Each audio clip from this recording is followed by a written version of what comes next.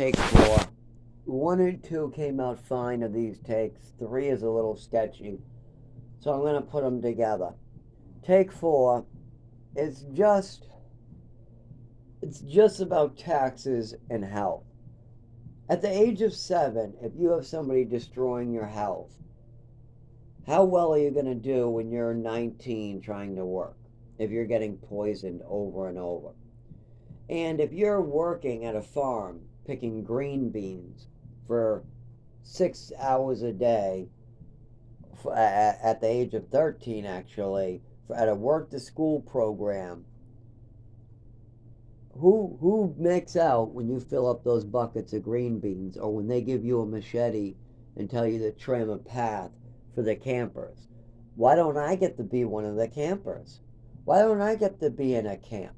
Why do I have to be in New Mexico getting choked out by a big black man? Listen to a 8-year-old girl get thrown to the ground naked in the shower while a big black man holds her on, chokes her out until she gargles water and can't breathe.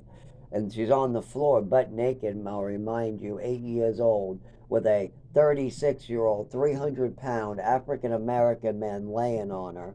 You got literal this African American forcing food poisoning onto me at the age of 9, an 8-year-old, a 9-year-old little girl, and a bunch of other 8-year-olds, 9-year-olds, a 6-year-old that was across from all these people, while the 13-year-olds say no, and then we get strangled out and get food poisoned. This is all this type of stuff. Why should we be the ones getting hurt and then have to pay back Uncle Sam?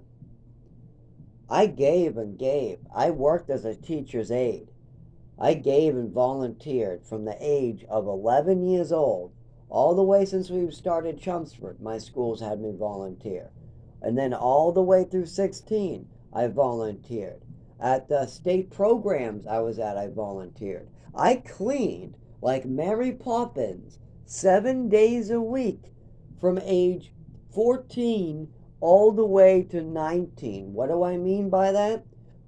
Highfields has you clean 5 days a week. Actually, yep. And then they only have you do a small list on weekends, if you're even home. If you're not home, you don't have to do it.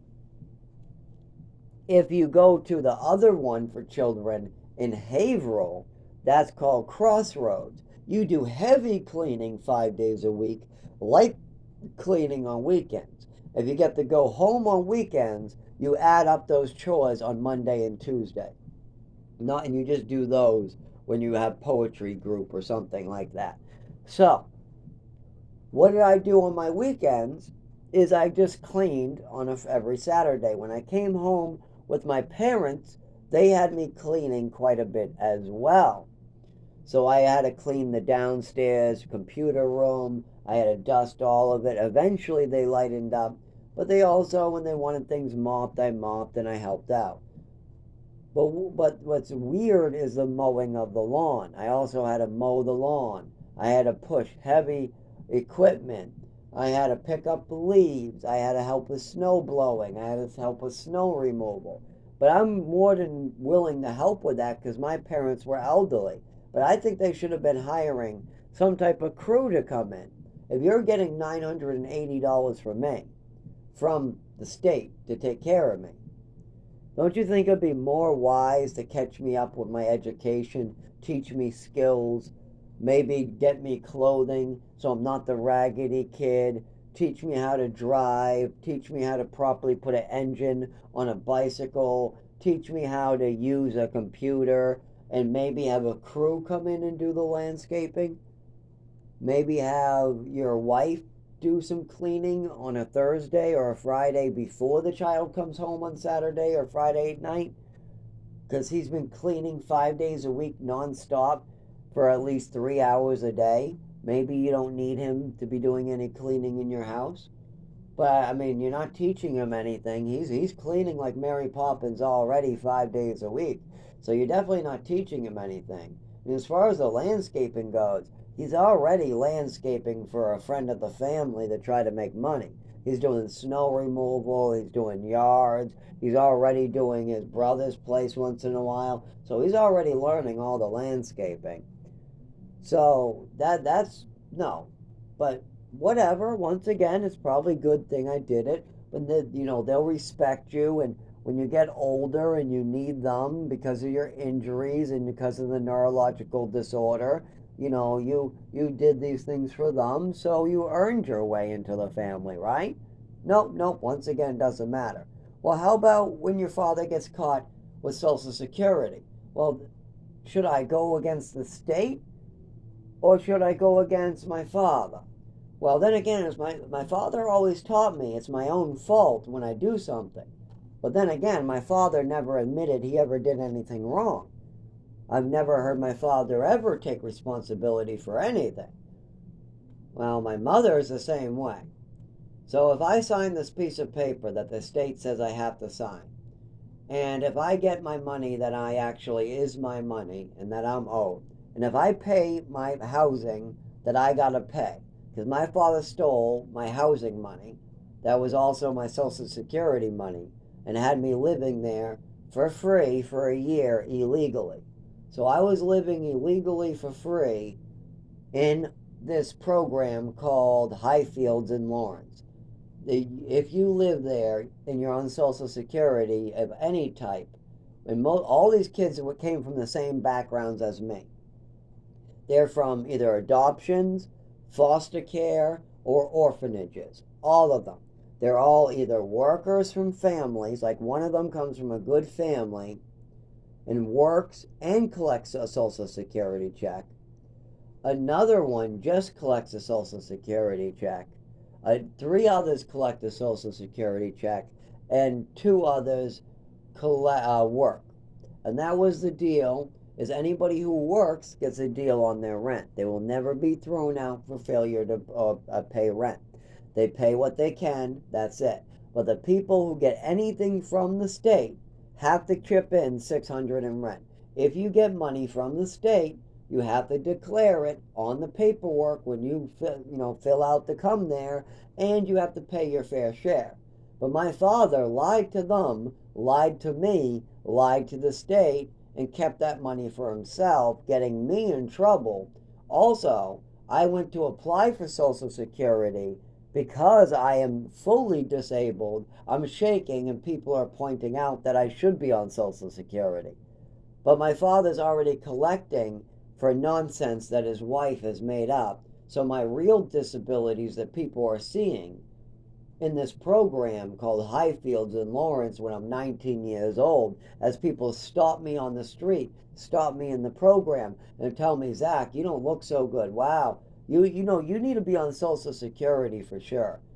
And I go, how do I apply for that? And I talk to my worker about applying, and my worker doesn't know I'm on it.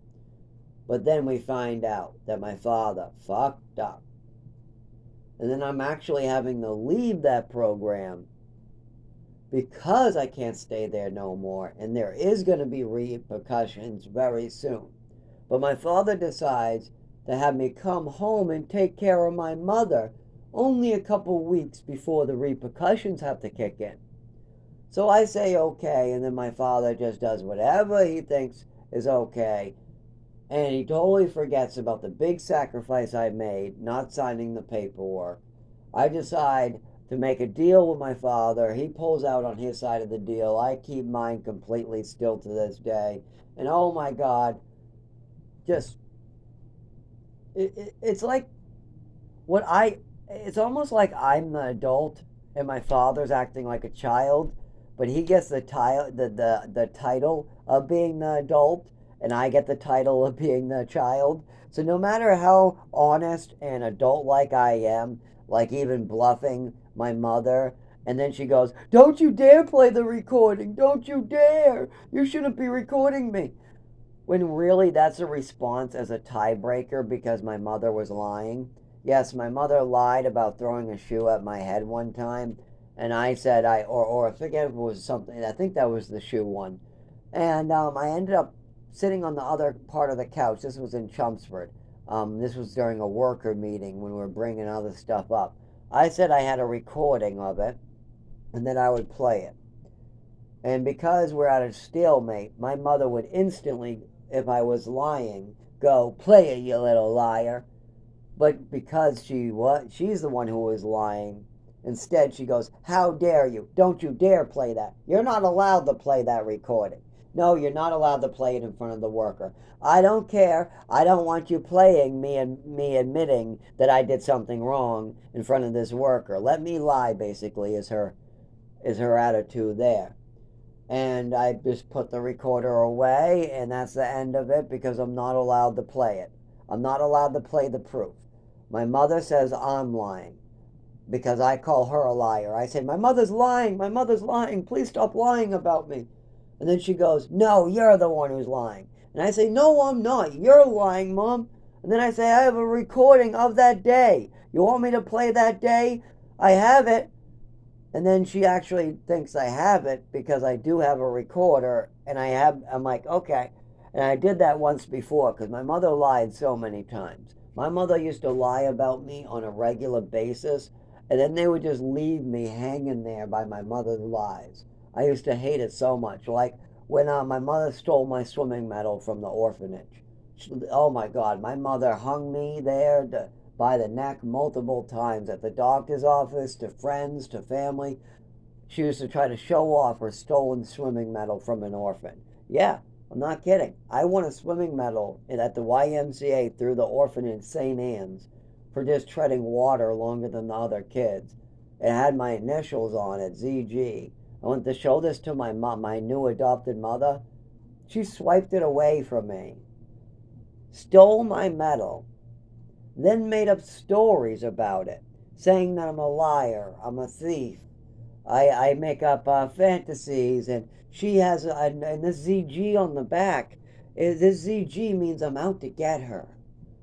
This crazy shit basically is just hanging me by her storytelling.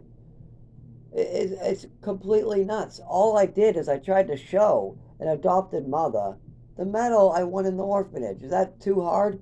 I took it out of my Lego box. I run over to this new mother I have, who I just got adopted by, and I say, "Mom, look at the medal I won." And next thing I know, my mother's hanging me by her storytelling skills. And it felt awful. Still to this day, I get terrible anxiety if I think somebody is about to tell a story or misrepresent me. If somebody is going to misrepresent the truth, I get scared shitless and get horrible anxiety. And especially around my father, because he loves to run into fantasy land to try to get away from the real shitty truth that his second wife was hurting me when I was a child. He does not want that to be true. So he will run into denial land anytime it suits him. Even if his daughter and me told him that his wife admitted it right in front of us, that she was giving extra medication to a child as a punishment or otherwise or whatever, multiple times. She admitted this herself, Dad. Your second wife admitted that she wanted to give pills to little children as punishments that weren't prescribed to him as an extra. Come on. But no, no. Even with other witnesses present, even with other people involved, my father still runs into denial land. Huh? What's going on? Oh, that can't be true. Huh? What? No, he's just a shithead. Yeah, he's just a shithead. Yeah, let's yell at him, call him names, and act like it's all his fault, and this will all go away. And then he'll go living in the woods because he has no money to defend himself. He can't even drive yet. Yeah, we crippled him so good, he can't even drive. There's no way a kid was shaking like this. Look, he's shaking like a leaf. What the fuck we got? Look at him. He looks like he's gonna cry like a little baby and shaking on the ground. Cool, what the fuck we gonna do with that? Just step on him already. Yeah, just step on him and step over him. That's all we gotta do. Just step all through him, is all my father will say. Just take your money and step right over and kill him already. And that's how my father feels about me.